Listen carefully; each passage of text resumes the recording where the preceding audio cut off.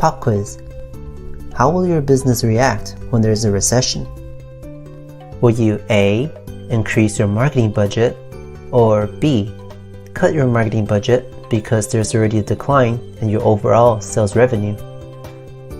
If your answer is B, then congratulations, you belong to the majority who probably just screwed yourselves over. When a business is not doing well, the marketing budget is usually the first to go. During an economic downturn, jobs are lost, financial insecurity leads to a decline in consumer confidence and therefore consumer spending, which leads to a loss in revenue in the marketplace, and ultimately, budget cuts across the board just so the company can stay afloat. So it makes sense that companies will react defensively by hunkering down and waiting for the recession to pass just to survive the hard times. But what if I tell you that a recession is also the best time to thrive and not just to survive? Since the turn of the 20th century, there have been 21 recessions in the United States. Some recessions are a few months long, while others lasted a few years. Through all the ups and downs, we've had the opportunity to observe how businesses react to these recessions. What happens when a company cuts its marketing budget? What happens when it increases its marketing budget? And what happens when they simply leave their marketing budget intact? The 10 empirical studies that I've come across analyzed major recessions, and over 2,000 business firms were examined. If you're interested in the studies, I will leave the links in the video description below. For now, we are going to take a look at 3 separate studies. The first study was conducted by Roland S. Vail in 1926, over a 5-year period from 1920 to 1924, which was a little over a year after the end of the First World War. The study covered 250 business firms, and the results suggested that companies that increased their advertising saw an increase in sales. Those who decreased their marketing efforts saw a slight drop in sales, and those who didn't advertise at all maintained a steady sale. Another study was conducted by Meldrum and Fewsmith in 1979 over the course of 6 years from 1972 to 1977, where the 1973 recession was caused by a stock market crash and an oil price surge. This study was split into 4 groups: those who didn't cut their advertising budget during the recession, those who did cut their advertising budget during the recession, those who cut in the year 1974, and those who cut in the year 1975.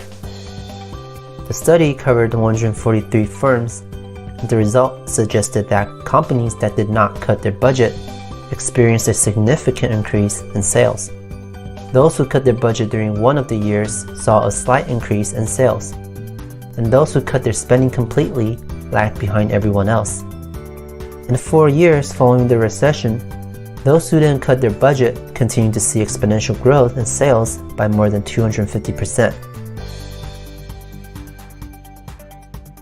This third study was conducted by Thomas Camper in 2002, over the course of 6 years from 1990 to 1995, where the 1990 recession was the result of yet another oil price surge. The study covered 822 firms, and the results suggested that companies that maintained or increased their marketing budget during the recession saw an annual growth of 7%, while those who cut their spending saw marginal increases and displayed a 25% gap between their competitors by 1995, 4 years after the recession. As you can see, all of these studies point to the fact that firms who cut back on their marketing experienced lower sales during and after the recession, while the opposite also holds true. The recession rewarded those who took the risk to advertise aggressively and punished those who played it too safe. All this talk about recession is making me depressed, so why don't we take a look at some real examples? Besides, these statistics mean very little if we can't see any recognizable companies in display. Just from looking at these pictures, which brand of cereal resonates with you the most? In 2017, Kellogg's was ranked number 1 in sales, followed by General Mills and Post. But this wasn't always the case during the early years in the cereal business. In the late 1920s, Post and Kellogg's were the titans of the cereal industry, with Post taking the lead with its 10-year head start. When the Great Depression hit, Post did what other same companies would do to cut back on their expenses. Kellogg's, on the other hand, went ham and doubled their marketing budget, especially in their radio advertisement, which was very important to their success, as the 1930s was the golden age for radio.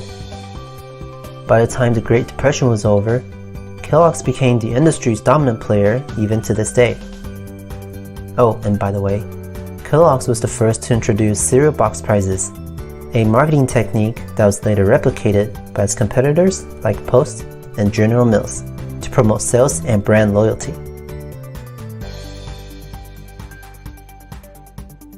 In the US automotive industry, the term Big Three is referred to Ford, General Motors, and Chrysler. Being able to mass-produce vehicles and sell them at an affordable price, Ford was the juggernaut in the automobile business, and it was consistently the top dog until 1927, 24 years into the business, when General Motors surpassed Ford. When the Great Depression hit in 1929, Ford reacted expectantly by decreasing its advertising budget. General Motors did the opposite, and just like Kellogg's in the cereal industry, it invested heavily into the radio advertising during a time when homes with radio rose from near 0% to 73% between 1920 and 1940. Ford was still in the lead from 1929 to 1930. Then General Motors zoomed ahead from 1931 to 1934. Ford took back the crown in 1935 before it was left completely in the dust and was continuously outsold by General Motors 44 times from 1936 to 1986. As you can see from this timeline, when the Great Depression started in 1929, the sales in GM Chevrolet continued to decline until its lowest point in 1932. And that's completely expected during a recession. Declining consumer confidence means a decline in sales. But what's interesting is that even though the sales were declining, GM was actually gaining in shares. It increased from 21.7% to 30.5%, meaning it's stealing customers from its competitors and was dominating 30.5% of the US automotive industry, and over the years saw its sales steadily crawling its way out of recession. Okay, maybe these examples are a little outdated, so why don't we take a look at the last recession that happened in 2008? Now, remember in the last video where I said that it's not about how much you spend on advertising, but how you spend it? This can't be any more clear than during a recession when people price value above all else, when people are in desperate need of saving money more than ever.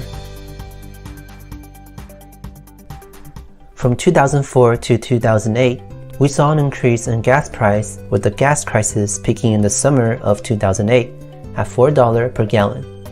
Needless to say, consumers started looking into hybrid vehicles like the Prius to save money on gas. As you can see in the charts below, the sales in Prius surged from 53,000 to 181,000 units in 2007 when it was the highest. Now, what's even more interesting is that during this period, people were growing more environmentally conscious. The documentary An Inconvenient Truth from 2006 really opened people's eyes about the threat of global warming and climate change. Toyota Prius suddenly became the cool kid on the block, and their marketing campaigns vaunted their abilities to achieve 60 miles per gallon with low emission, huge savings on gas, and being environmentally friendly while still looking cool. From this illustration, we see that it's not about how much you spend on advertising, but how you advertise your product to emphasize value and savings. Still not convinced because 2008 felt like 100 years ago? Okay. What's the first thing that comes to mind when I mention fast food? It's probably McDonald's, right? I mean, there's practically one in every block. Now, despite its popularity, McDonald's still spends around $2 billion a year on marketing globally. They advertise on the billboards, newspapers, magazines, direct mails, radio stations, TV commercials, buses, bus stops, heck, Even the streets where I live at are compromised. And that's the thing. They want to constantly remind you of their existence so you could go eat there for your next meal. There is a McDonald's near my area, and personally, I never bother to stop by there. But when a bus drives by and there's a McDonald's ad on it, it never fails to make me drool like a dog. Why else do you think big brands spend millions on 30-second commercials during the Super Bowl? Because they want to gain exposure. They want to stay relevant. They want their names to stay fresh in your mind so the next time you want to buy something, you will think of them first. Besides, paying $5 million for an ad when there are 103 million people watching the Super Bowl really only equates to 5 cents per viewer. In the world of marketing, you can't get any cheaper than that. If McDonald's is to cease advertising for a short period of time, other fast food chains are going to jump on the opportunity to advertise and push new items, and soon the name McDonald's will gradually fade in your mind. It's not up for debate. Studies have proven continuously that reducing ad spending will hurt your business, and the long-term profit generated from the ads will eventually exceed the cost of advertising itself. The effect of advertising may not be immediately obvious because it takes time to see results, but don't feel discouraged and start cutting back on your marketing budget. There's a saying that goes, when times are good, you should advertise. When times are bad, you must advertise. Otherwise, you would fall behind your competitors, and it's much harder to acquire new customers than to maintain former loyal customers. If you're interested in seeing more videos like this, click on that subscribe button, and I'll see you on the next video.